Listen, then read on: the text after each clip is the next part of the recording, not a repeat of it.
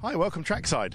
We're here at the penultimate day of winter testing in Bahrain, and we thought we'd brave the rather bright and certainly very bright and very blustery conditions to come out and have a look trackside at all the cars and how they look, and which ones have a nice balance on them, which ones change direction, which one's having problems maybe under braking or acceleration or twitching with the power delivery under acceleration. Just to give you a flavour, just to bring you out really with us to a corner to see what it's like out at the backside of the circuit. We are literally at the backside of the circuit. It's turn 4, so the furthest away that you get before they turn right and then head back in towards the infield. Let's see who we've got coming towards us. Lotus, Williams and Caterham and Force India on the circuit last we checked.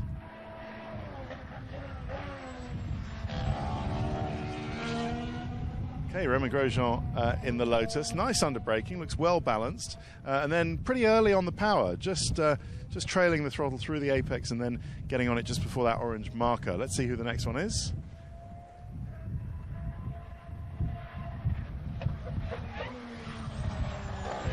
Yeah, okay, a lock up from Marcus Ericsson is the Williams.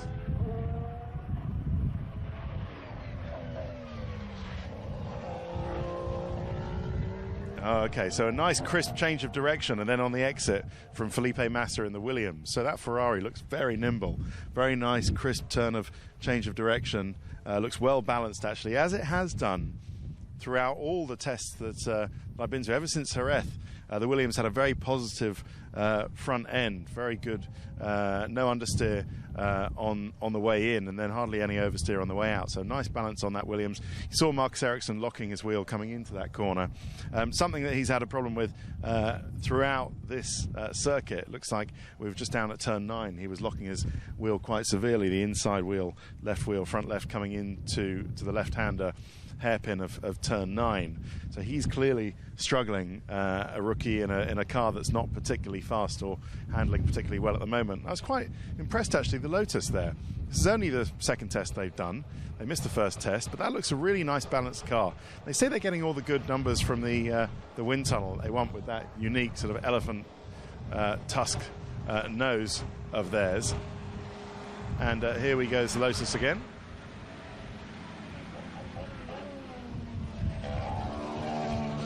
Grosjean's getting on the power well before that orange little marker board with the fireman standing there. Pretty much the same place as the Williams, but the Caterham had to wait until it was past that orange marker board to get the power down. The car is nice and settled. See what the Williams does. It's Caterham this time.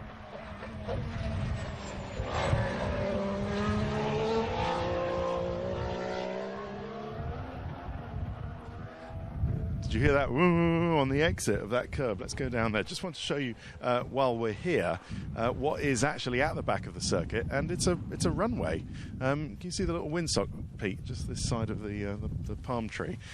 So the wind running nicely straight down the runway, so that will make for nice smooth landings for whoever's landing here. Very long runway strip. I tell you, you could land a A380 on that, no problem. I don't think that F1 drivers and Bernie Eccleston are allowed to, or do, fly their private jets into that runway, because it would be a nice short hop, wouldn't it, over the fence and then into the circuit.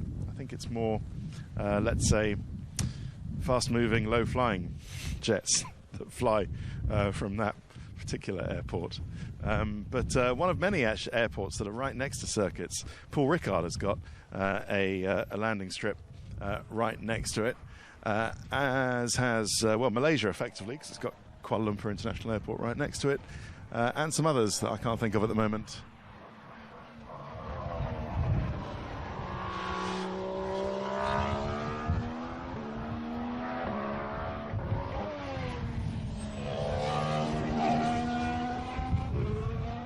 Very different noise of the Mercedes in the middle of the corner, a bit more gurgling going on to the Renault. And that's something that you'll notice.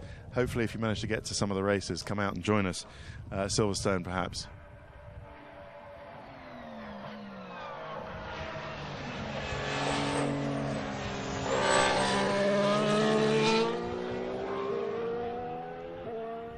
So Felipe Massa seemingly having something else to do rather than get on the accelerator in the middle of the exit there. That meant Marcus Ericsson was able to catch up to him a bit. But it's like that. If the drivers have so much to change on the steering wheel, that they will have moments when they don't. Careful, Pete, you're about to get run over by a police car.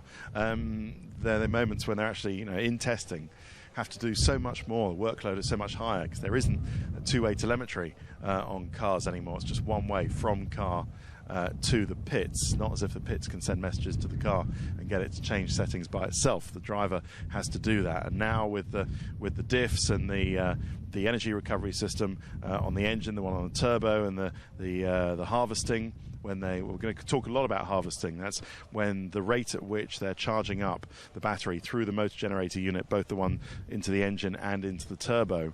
The rate at which that's done and the amount has to be governed by the driver. It can't be done. An element can be done pre-programmed, of course it can, but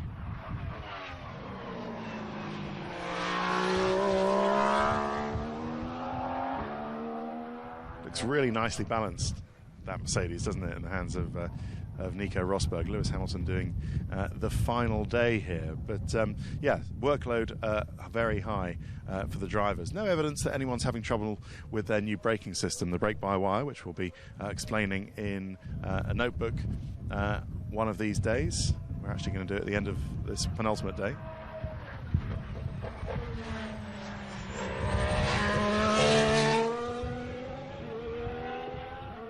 So it still puts out a good load of grunt for a 1.6 litre engine, doesn't it? And that's been the thing that I've been impressed with. It's how much grunt the 1.6 is still putting out, turbocharged, of course. But then at what point the KERS kicks in and gives it an extra boost on a straight, and that's the interesting about coming to this corner is the turbo lag. So it's undistinguishable, isn't it? I mean, I can't see any. I'm sure you can't see any as well, and that's what they're designed to eliminate.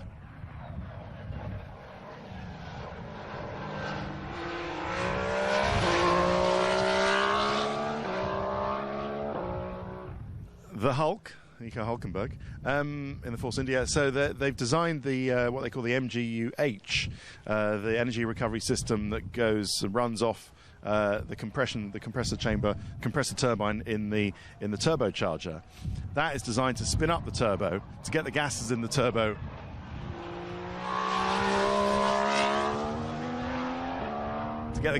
turbo as fast as they need to be to match the engine speed and eliminate turbo lag. And I don't know about you, but watching the evidence of this coming out of this slow corner, they seem to have achieved that, certainly on all the cars that we've seen. So there isn't that moment. Of course, such a small engine and such a big turbo, if they didn't have that motor spinning up the turbo and actually eliminating turbo lag, there would be, so the engineers say, 4 or 5 seconds of turbo lag, the driver putting his finger on the accelerator and nothing happening.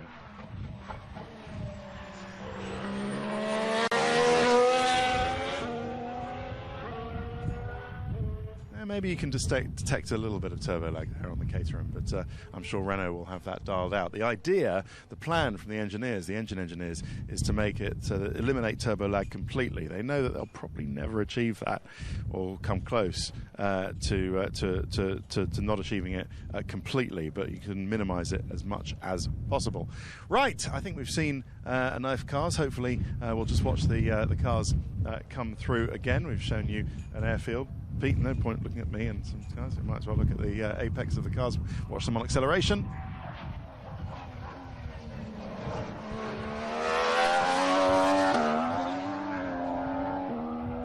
Oh, bit twitchy there, Hulk.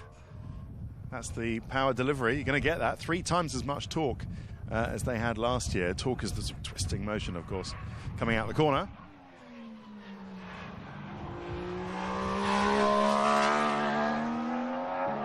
Still a tiny bit of a twitch, but pretty safely through it for the Mercedes.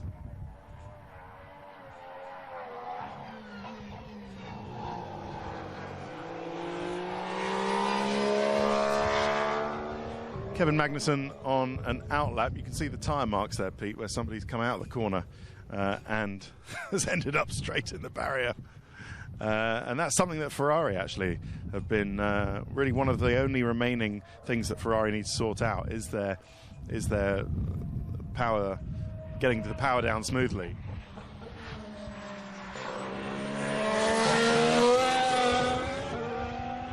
And then it seems to be all about fuel efficiency for Ferrari. They seem to have slightly a more thirsty engine, but they won't know that for sure until we get to Melbourne. Okay, right, with the sand blowing nicely in my eyes, I will say bye for now, but hope you enjoyed this little snippet of what it's like to watch a car out on track on the outside of Turn 4.